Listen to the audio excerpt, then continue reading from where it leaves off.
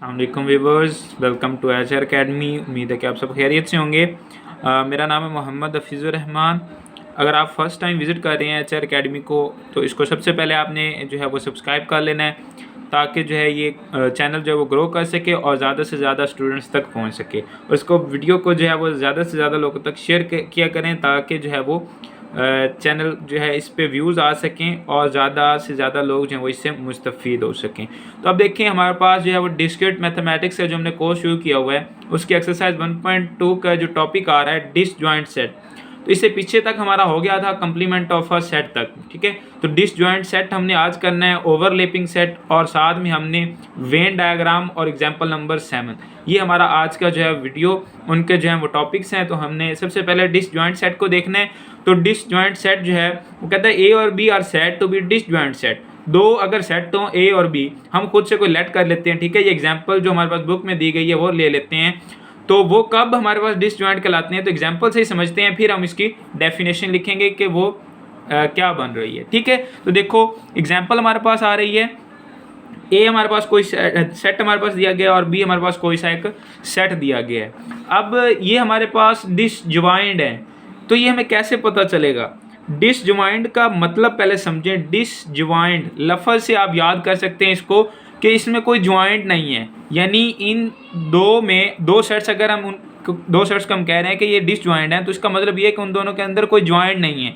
आप इसको इस तरह से याद करें कि जॉइंट नहीं है यानी कोई कॉमन एलिमेंट नहीं है, कॉमन मेंबर नहीं है कोई, ठीक है। जो इसमें है वो इसमें नहीं है, जो इसमें है वो इसमें नहीं है, ठीक है। यानी कोई कॉमन एलिमेंट नहीं है इन दोनों के अंदर, ठीक है। तो जब कोई कॉमन एलिमेंट नहीं होता, अब ये वैसे तो हम बात बता सकते हैं कि ना इसमें हो और ना इसमें हो। अब इसको मैथ में हम किस तरह से लिखेंगे, ठीक है, मैथमेटिक्स के अंदर हम किस तरह से लिखेंगे, इन जनरल हम इसको कैसे शो करवाएंगे? तो जो इसमें भी ना हो और इसमें भी ना हो, जैसे हम पढ़ते थे कि इंटरसेक्शन जो इसमें भी हो और इसमें भी हो, ठीक है। तो अगर हम इसके इंटरसेक्शन की बात करते हैं, तो वो ये हमारे पास आएगा हमेशा हमेशा इन दोनों का जो इंटरसेक्शन है, अगर हम इंटरसेक्शन लें तो देखें इंटरसेक्शन हमारे पास क्या होता है, 2 3 4 5, ठीक है। तो ये हमारे पास आ गया, और इंटरसेक्शन हमने लिखना है हमारे पास 6 7 8 9 और 10। तो क्योंकि ये डिसजॉइंट है, ठीक है, डिसजॉइंट है यानी इनमें कोई कॉमन एलिमेंट नहीं है। तो इंटरसेक्शन सेट में क्या आते हैं जो कॉमन होते हैं, तो कॉमन तो कोई है ही नहीं, तो ये एम्प्टी आएगा, सही है। और अगर दो सेट्स डिसजॉइंट होंगे तो उनका हमेशा जो इंटरसेक्शन है वो एम्प्टी आया करेगा, सही है। इसको इस तरह से समझ लो, देखने से तो आपको समझ आ ही जाएगा, बहुत आसान है कि इसमें जो इसमें है वो इसमें ना हो और जो इसमें है वो इसमें ना हो, ठीक है। एक ही तरफ आप देख सकते हैं कि जो सारे इसमें हैं वो इसमें ना हो, तो आपके पास ये क्या कहलाएगा? डिसजॉइंट सेट्स कहलाएंगे ये दोनों, सही है। और ये पता कैसे चलेगा? हम इनका इंटरसेक्शन लेंगे तो हमारे पास एम्प्टी आएगा, जारी बात है एम्प्टी आएगा जब कोई कॉमन चीज़ नहीं है। तो हमेशा जो है वो डिसजॉइंट सेट्स के लिए क्या कहना है आपने, कि ए का इंटरसेक्शन अगर हम बी के साथ लें, यानी दो सेट्स हो हमारे पास और उनका इंटरसेक्शन लें, और वो हमारे पास एम्प्टी आए, एम्प्टी को आप इस तरह से भी शो करवा सकते हैं, इस तरह से भी। तो ऐसे सेट्स जो ए और बी होते हैं वो हमारे पास क्या कहलाते हैं बेटा? डिसजॉइंट कहलाते हैं। तो अब इसकी डेफिनेशन लिखनी हमारे पास आसान हो गई है। आपने क्या लिखना है? Sets A and B are said to be disjoint if they have no common element. बस इतना सा आपने लिखना है, इफ, अगर इन दोनों के अंदर कोई, if they have no common element. बहुत आसान है ये तो, ठीक है। इसमें सिर्फ आज की वीडियो में जो है वो वेन डायग्राम आपको थोड़ी सी समझने वाली है, बाकी ये डिसजॉइंट सेट और ओवरलैपिंग सेट आसान सा है, बस थोड़ा सा आपको एक्सप्लेन ही करना है बस। यानी इसका क्या मतलब है कि हमारे पास ए इंटरसेक्शन बी जो है बेटा वो एम्प्टी आता है। तो इसकी मैंने एग्जांपल भी आपको समझा दी है और आपको डेफिनेशन का भी पता चल गया है। तो अब चलते हैं हम ओवरलैपिंग सेट पे, ठीक है। ओवरलैपिंग सेट हमारे पास क्या होता है? डिसजॉइंट यानी हमारे पास जो है उसमें कोई जॉइंट नहीं है, यानी कॉमन एलिमेंट नहीं है।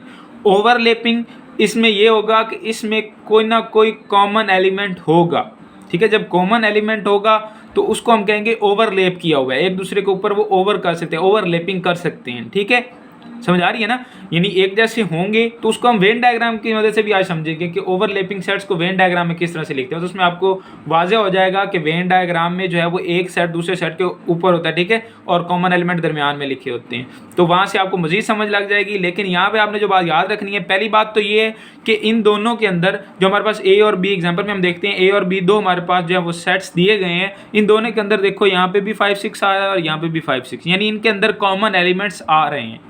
ये बात तो क्लियर हुई ना। देखो if the intersection of two sets is non empty, तो जारी बात है इनका जब इंटरसेक्शन लेंगे तो उसमें 5 और 6 आएगा, क्योंकि इंटरसेक्शन में कॉमन एलिमेंट्स आते हैं, सही है। तो इंटरसेक्शन जब नॉन एम्प्टी, ये पहली बात है, ठीक है। अब दूसरी बात को गौर से समझना है, but neither of them is a subset of the other. वो कहते हैं कि इसमें ये नहीं हो सकता कि एक सेट दूसरे सेट का सबसेट ही हो जाए। सबसेट का क्या मतलब होता है, यानी फर्ज करो ए ये था, बी में कोई ऐसा सेट लेता, ठीक है, ये देखो 5 और 6 है ना, तो 5 और 6 ही ले लेता मैं यहाँ पे, ठीक है। अब इसका क्या मतलब है कि बी जो है वो ए का सब सेट है, समझ आ रही है ना, कि ए बी के अगर सारे के सारे एलिमेंट्स ए में मौजूद हों तो इसका मतलब ये होता है कि बी जो है वो ए का सब सेट है। तो देखो 5 और 6 सारे के सारे एलिमेंट्स इसमें हैं, ठीक है, तो ये इसका सब सेट ना कहलाया फिर, तो ये तो गलत हो गया। अगर ऐसा होता, ये भी कंडीशन है, और अगर ऐसा होता कि बी यहाँ पे ये होता कि ये देखो 2 3 4 5 6, यहाँ पे ये होता 2 3 4 5 6 7 8, तो ये बी बड़ा हो जाना था और इसमें 2 3 4 5 6 ये सारे एलिमेंट्स बी के अंदर भी होने थे, तो ए जो है वो बी का सबसेट हो जाता, तो फिर भी ये ओवरलैपिंग नहीं होता, ठीक है। ओवरलैपिंग की एक लिमिट उन्होंने बताई है कि ओवरलैप करें, लेकिन ये ना हो जाए कि ए बी का सबसेट हो जाए और बी ए का सबसेट हो जाए, ऐसी कंडीशन नहीं होनी चाहिए। ना ही बेटा ए जो है वो बी का सबसेट होना चाहिए और ना ही बी ए का सबसेट होना चाहिए। उम्मीद है कि इन दोनों बातों की आपको जो है वो समझ आ गई होगी। ये दोनों बातें ना हों और इन दोनों के अंदर कुछ कॉमन एलिमेंट्स पाए जाएं, तो ऐसे सेट्स जो हैं वो कहलाते हैं ओवरलैपिंग सेट्स, ठीक है। अगर मज़ीद जो है वो वेन डायग्राम से देखेंगे तो आपको इसकी मज़ीद समझ आ जाएगी। तो वेन डायग्राम को शुरू करते हैं। देखो यूलर वेन डायग्राम है, इसमें हम क्या करते हैं, ये मैंने थोड़ा सा आपके लिए जो है आसानी के लिए इस तरह से बना के लिखा है कि हमने क्या क्या काम करना है, और साथ में मैं आपको एग्जांपल्स भी करवाऊंगा, तो आपको मज़ीद जो है इसकी समझ आ जाएगी कि हमने जो है वो किस तरह से इसको सिंपली करना है। तो देखें यूलर वेन डायग्राम आ रही है, इसमें हम क्या करते हैं, वी कैन रिप्रेजेंट सेट्स पिक्चरली, ठीक है, पिक्चर्स बनाकर मुख्तलिफ शेप्स हम लेते हैं और उसके ज़रिए हम जो है सेट्स को रिप्रेजेंट करते हैं बाय मीन्स ऑफ डायग्राम्स, ठीक है, डायग्राम्स की शक्ल में, नॉन एज वेन डायग्राम, जिनको हम वेन डायग्राम्स कहते हैं। वो जो डायग्राम बनती हैं मुख्तलिफ शेप से, तो उसको हम क्या कहते हैं, वेन डायग्राम। अब उसके लिए स्टेप्स क्या होते हैं, सबसे पहले जो हम काम करते हैं वो होता है the universal set is usually represented by a rectangular reason. सबसे पहले हम एक क्या करते हैं, यूनिवर्सल सेट लेते हैं। यूनिवर्सल सेट भी मैंने आपको पढ़ाया हुआ है कि यूनिवर्सल सेट क्या होता है, कि फर्ज करो दो सेट हैं ए और बी, ए के अंदर है 1 2, बी के अंदर है 4 6, ठीक है। तो जो यूनिवर्सल सेट होगा उसके अंदर उन दोनों के एलिमेंट्स होंगे, यानी यूनिवर्सल सेट ये हो सकता है कि 1 से लेकर 10 तक हो, ठीक है, और इजाफी भी हो सकते हैं, ये भी यूनिवर्सल सेट के अंदर, ठीक है, इजाफी भी हो सकते हैं, इजाफी भी होंगे, और जो है वो जितने हमारे पास दो सेट्स दिए गए हैं उनके अंदर जो एलिमेंट्स हैं वो भी लाजमी तौर पे होंगे, सही है, क्योंकि यूनिवर्सल सेट हमने खुद से लेना होता है। तो देखें अगर हमारे पास आ रहा है ए, हमारे पास आ रहा है 10 और 20, बी हमारे पास आ रहा है 15 और 60, तो इसमें देखें अब रेंज जो है वो बढ़ जाएगी। अब जो यूनिवर्सल हम सेट लेंगे वो 1 से लेकर 100 तक लेंगे, ठीक है, क्योंकि उसके अंदर ए और बी के तमाम एलिमेंट्स आना ज़रूरी हैं, ठीक है, और इजाफी एलिमेंट्स भी होंगे, जाहिर बात है 1 से लेकर 100 तक सारे ही होंगे यूनिवर्सल सेट के अंदर, तो चाहिए। तो यूनिवर्सल सेट हमारे पास क्या होता है, usually represented by a rectangular reason. सबसे पहला काम हम ये करते हैं, देखिए ये हम थोड़ा सा आपको दिखाता हूँ एग्जांपल में। तो देखिए ये हम ये अभी समझते हैं ये क्या चीज़ है, क्वेश्चन एग्जांपल है क्या है, हम इसको समझते हैं बाद में। लेकिन सिर्फ यहाँ पे देखो ये हमारे पास जो शेप आ रही है ये रेक्टेंगुलर शेप मैंने पहले बना रखी है, ठीक है। तो इसमें देखो ये जो रेक्टेंगुलर शेप है ये यूनिवर्सल सेट को बयान कर रही है, ठीक है, ये कह रही है कि ये एक यूनिवर्सल सेट है, ठीक है। अब इसके अंदर ए और बी होंगे जो अंडर स्टडी होंगे, ठीक है, ए और बी इसके अंदर होंगे। जाहिर बात है यूनिवर्सल सेट मैंने बताया कि बड़ा सेट होता है जिसके अंदर ए और बी के भी एलिमेंट्स होते हैं और इजाफी भी होते हैं, तो ये U हमने लेना है और इसके अंदर A और B हमने दो शेप्स लेनी है और उनको रखना किस तरह से है वो हमें ये चीज़ बताती है। या ये A यूनियन B नीचे लिखा होता है, A इंटरसेक्शन B, वो सारी चीज़ एग्जाम्पल में देखते हैं। सिंपल ये समझ आइए, ठीक है। उसके बाद चलो दूसरी बात वो कहता है and subsets of universal set is represented by closed bounded region inside the rectangular region। वो कहता है कि रेक्टेंगुलर रीजन के अंदर ये जो यूनिवर्सल सेट का रीजन है, ठीक है, इसके जो सब सेट हैं वो जो अंडर स्टडी हैं यानी ए सेट और बी सेट, वो जाहिर बात है कि यू के सब सेट होंगे, तो वो जो हैं वो क्या कहलाते हैं, वो क्लोज्ड शेप के जरिए हम इसके अंदर रिप्रेजेंट करते हैं। क्लोज शेप किसी तरह से भी आप ले लें, ऐसे ले लें, या अक्सर बुक्स में सर्कल नुमा ली जाती है, ठीक है, सर्कल ऐसे लिया जाता है ए के लिए भी और बी के लिए भी, ठीक है। तो वो हम किस में शो करवाते हैं, इसके अंदर, इस रीजन के अंदर शो करवाते हैं। दूसरी बात फिर लास्ट में हमारे पास आ रही है कि and shaded area under particular situation tells us the results. और जो मुख्तलिफ सिचुएशंस हैं, जैसे यहाँ पे दी गई है कि ए बी का सब सेट है, इस तरह से बी ए का सब सेट है, ये A intersection B, A union B, A B का ओवरलैपिंग सेट है, ये सारी सिचुएशंस होती हैं। इन सिचुएशंस के अंदर जो भी हमारे पास रिजल्ट बन रहे होंगे ना, वो आपने ध्यान से देखने हैं और उनको आपने सिर्फ उनको शेड करना है, सही है। तो ये हमारे पास तीसरी बात थी। तो उम्मीद है कि तीनों बातों की आपको समझ आई होगी। अब हम एग्जाम्पल करते हैं, तो थोड़ा सा आपने जो है वो माइंड को हाजिर रखना है, ठीक है। जो है एग्जाम्पल नंबर 7 है, आपके लिए कुछ न्यू होगा ये, क्योंकि हो सकता है कि आपने पीछे ये ना पढ़ा हो, अगर पढ़ा भी हो तो आपने इस तरह से कुछ नहीं पढ़ा होगा कि ए सब सेट हो बी का, आपने सिंपल ये पढ़ा होगा कि A union B, A intersection B, इस तरह के। तो चलिए स्टार्ट करते हैं एग्जाम्पल नंबर 7। ये लास्ट टॉपिक है हमारी इस वीडियो का। तो एग्जाम्पल नंबर 7 हमारे पास जो आ रही है वो है कि एग्जिबिट ए यूनियन बी और ए इंटरसेक्शन बी। हमने ए यूनियन बी और ए इंटरसेक्शन बी यानी ये ऑपरेशंस हमें दिए गए हैं और साथ कंडीशन एक दी गई है, ठीक है। इसको हमने वेन डायग्राम में शो करवाना है। इन द फॉलोइंग केसेस हमारे पास दिए गए हैं कि ए अगर बी का सब सेट हो, ये कंडीशन पहले आपने अप्लाई करनी है, ठीक है। फिर आपने ए यूनियन बी वाली कंडीशन अप्लाई करनी है, सही है, कि ए यूनियन बी, उसके हिसाब से हमने रिजल्ट बनाना है जो ए यूनियन बी होगा, और इसके हिसाब से हमने जो है वो शेप्स बनानी है कि कैसी बनेंगी। तो देखें इसका क्या मतलब है, ए सब सेट है बी का, यानी ए जो है वो ए के तमाम एलिमेंट्स बी के अंदर मौजूद हैं, यही मतलब होता है ना सब सेट का। तो देखो बी हम बड़ा सेट ले लेते हैं एक, ठीक है, और ए उसके अंदर हम छोटा सेट ले लेते हैं। यानी अगर इसके अंदर 1 2 3 4 5 6 7 8 9 10 तक है और बी के अंदर फर्ज कर लो कि 2 3 4 हैं, तो जाहिर बात है कि ए जो है वो सारे का सारा बी के अंदर है, यानी बी के अंदर से निकल सकता है, ठीक है। तो ए सब सेट है बी का, ये हमारे पास इस तरह से शेप बनेगी। ये इसके लिए हो गई, समझ आइए। इसको हम ए कहेंगे और इसको हम बी कहेंगे। इस बात को आपने जो है वो ध्यान से समझ लेना है। अगर नहीं समझ आई तो मैं दोबारा बता देता हूँ कि ए छोटा है, ए सब सेट है, यानी ए बी से निकला हुआ है, ठीक है। ए के तमाम एलिमेंट्स बी के अंदर हैं, आप जिस तरह से मर्जी समझ लें, ठीक है। तो ए के तमाम एलिमेंट्स जब बी के अंदर है तो जाहिर बात है ए जो है वो बी के अंदर होगा, सही है। इस तरह से हमने ये शेप बनानी है। शेप बनाने का तरीका आपको समझ आ गया। अब ऊपर हमें केस दिए गए हैं कि ये हमें बताया गया कि हमने ए यूनियन बी जो है इसका रिजल्ट निकालना है और ए इंटरसेक्शन बी इसका रिजल्ट निकालना है। सबसे पहले हम ए यूनियन बी का रिजल्ट निकालते हैं। तो ए यूनियन बी, इसका रिजल्ट देखो तो इसका क्या मतलब होता है कि हमने जो रिजल्ट बनाना है ना वो इस तरह से बनाना है कि ए के भी उसमें सारे एलिमेंट्स हों, बी के भी सारे एलिमेंट्स हों। ऐसे ही होता है ना, यूनियन यही होता है, ठीक है।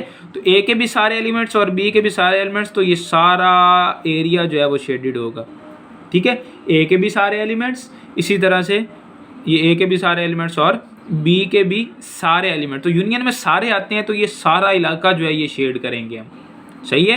उम्मीद है कि इस सारी बात आपको जो है वो अच्छे से समझ आई होगी। अब इंटरसेक्शन भी समझते हैं कि ए इंटरसेक्शन बी।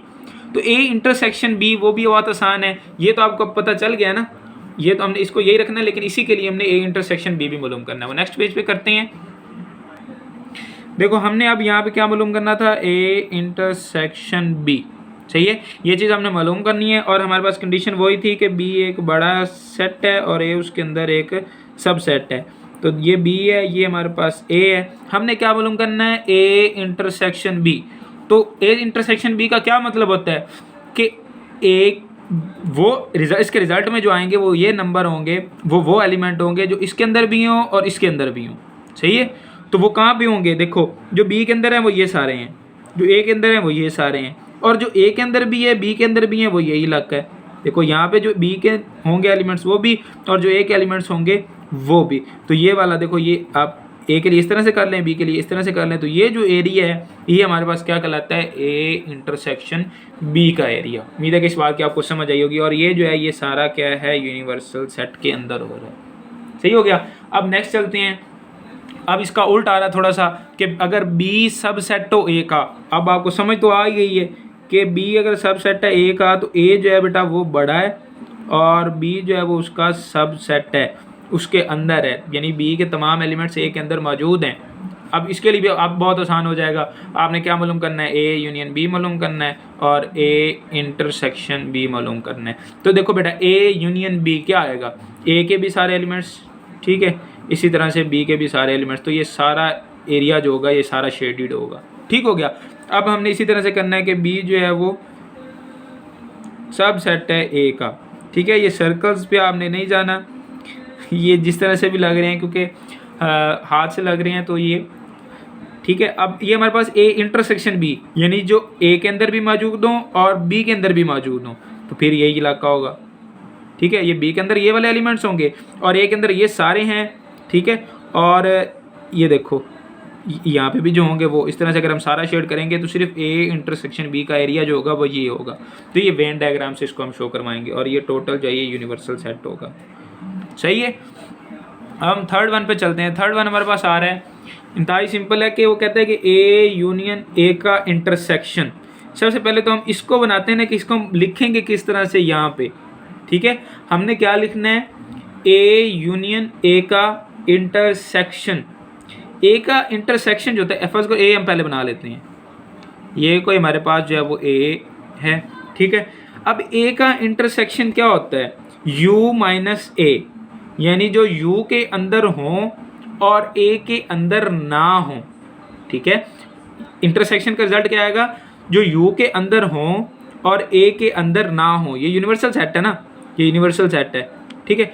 अब यूनिवर्सल सेट इंटरसेक्शन का रिजल्ट क्या बनेगा कि जो यूनिवर्सल सेट के अंदर हों लेकिन इस a के अंदर ना हों, ठीक है। तो ये जो है ये इंटरसेक्शन ये सारा ये वाला होगा, ये सारा इलाका इसको छोड़ के ये सारा इलाका किसका होगा, ए इंटरसेक्शन का होगा।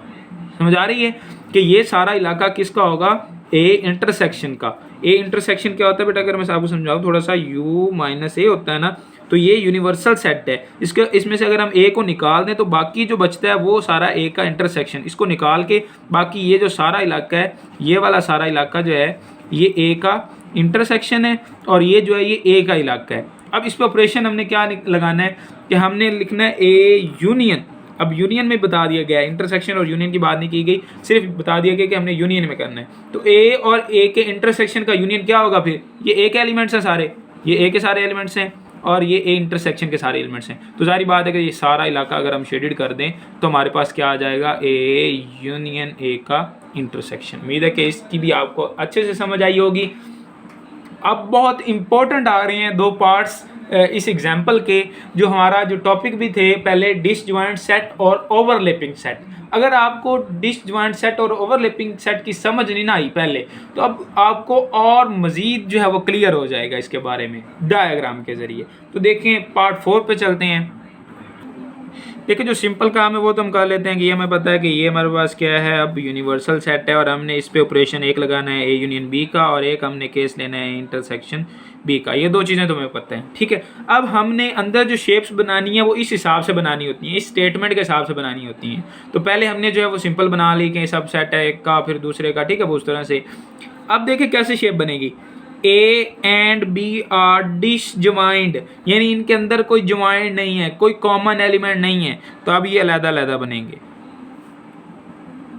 ए अलग बनेगा, बी अलग बनेगा, यानी ये आप कह लो ए है ये बी है, ये डिसजॉइंट है, इनके अंदर कोई कॉमन एलिमेंट नहीं है।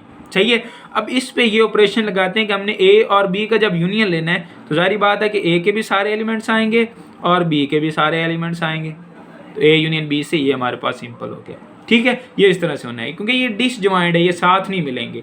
अब इसी तरह से इंटरसेक्शन में भी डिसजॉइंट वाली बात तो वही है ना कि ये साथ नहीं मिलेंगे। और इंटरसेक्शन का क्या मतलब होता है, जो इन दोनों में इन दोनों के अंदर जो चीज़ कॉमन है, तो डिसजॉइंट का तो मतलब ही यही होता है कि नो कॉमन एलिमेंट, तो इनके अंदर कोई भी कॉमन एलिमेंट नहीं है, तो कोई इलाका भी हमारे पास जो है वो शेडेड नहीं होगा, यानी ए इंटरसेक्शन भी हमारे पास इम्प्टी आता है। मैंने पहले भी आपको डिसजॉइंट सेट के अंदर बता दिया था। इसको वेन डायग्राम में इस तरह से शो करते हैं, ठीक है। अब हमारा लास्ट आ रहा है ओवरलैपिंग। ओवरलैपिंग की भी आपको थोड़ी सी समझ आ जाएगी। देखो सबसेट भी हमने पढ़ा है अभी, और अभी हम ओवरलैपिंग भी पढ़ रहे हैं। सबसेट जब हम कह रहे थे ए बी का सबसेट है, तो हम ए जो है वो छोटा बना रहे थे और बी ऊपर बड़ा बना रहे थे, ठीक है। अब ओवरलैपिंग है तो हम इस तरह से नहीं कि एक को दूसरे के अंदर रख देंगे, नहीं, बल्कि थोड़ा सा ओवरलैप करेंगे। किस तरह से, देखो मैं कहता हूँ कि A and B are overlapping. फर्ज करो कि ये ए है, सही है, इनमें कुछ कॉमन है, जो कॉमन एलिमेंट है वो मैं इस एरिया के अंदर लिख दूंगा, ठीक है। और जो ए के अंदर है वो इधर, सिर्फ ए के अंदर है, जो सिर्फ बी के अंदर है वो इधर, और जो कॉमन है वो इधर लिख हो जाएंगे। तो इस तरह से ये ओवरलैप कर रहा है, ठीक है। वेन डायग्राम में हम इसको इस तरह से शो कर सकते हैं। अब इसका हमने क्या लिखना है, ए यूनियन बी, हमने इसका यूनियन लिखना है। तो यूनियन में क्या होगा, ये सारे नंबर भी आएंगे जो बी के अंदर होंगे, ये सारे नंबर भी आएंगे जो ए के अंदर होंगे, और जो दोनों के अंदर होंगे वो भी एक दफ़ा आएंगे। तो ए यूनियन बी जो हमारे पास है वो इस तरह की जो हमारे पास पिक्चर देगा, ठीक है। अब ए और बी दो ओवरलैपिंग सेट हैं, ये तो हमें पता ही है, ये तो हम बना ही लेते हैं इस तरह से, ठीक है। अब हमने इस पे ऑपरेशन लगाना है ए इंटरसेक्शन बी का। तो हमें पता है कि सिर्फ ये वाले जो एलिमेंट हैं ये दोनों में कॉमन होते हैं, तो सिर्फ ये वाला एरिया जो है ये शेडेड होगा, बाकी हमारे पास खाली रह जाएगा, और ये जो है ये यूनिवर्सल सेट का रीजन है। उम्मीद है कि आपको वेन डायग्राम्स की समझ आई होगी कि ये किस तरह से सारा कुछ हुआ है। और नेक्स्ट जो मेरी वीडियो होगी वो एग्जाम्पल नंबर 8 और बहुत ही इम्पॉर्टेंट एग्जाम्पल नंबर 9 पे होगी। और अक्सर बच्चों को ये समझ नहीं आती, लेकिन मैं आपको इतने अच्छे से समझाऊंगा कि आपको उसी वक्त जो है इस सारी एग्जाम्पल की जो है वो समझ आ जाएगी। और ये पेपर पॉइंट ऑफ व्यू से बहुत इंपॉर्टेंट एग्जाम्पल है, ठीक है। तो आपने सारे कंसेप्ट को अपने जहन में रखना है, सबसेट के और डिसजॉइंट के, ओवरलैपिंग, यूनिवर्सल, हर चीज़ के कंसेप्ट को आपने जहन में रखना है। ये एमसीक्यूज जो हैं वो आपके आसानी से जो है वो क्लियर कर देंगे, ठीक है। तो नेक्स्ट वीडियो का इंतजार कीजिएगा। एग्जाम्पल नंबर 8 और एग्जाम्पल नंबर 9 आपके लिए मैं लाऊंगा। आज के लिए इतना ही। अगर आपको वीडियो अच्छी लगी है तो आपने इसको लाइक लाजमी तौर पे करना है, और दोस्तों के साथ इसको शेयर करें, और चैनल को सब्सक्राइब करें, और हमारी फैमिली का हिस्सा बनें। शुक्रिया, अल्लाह हाफिज़, मिलते हैं नेक्स्ट वीडियो में।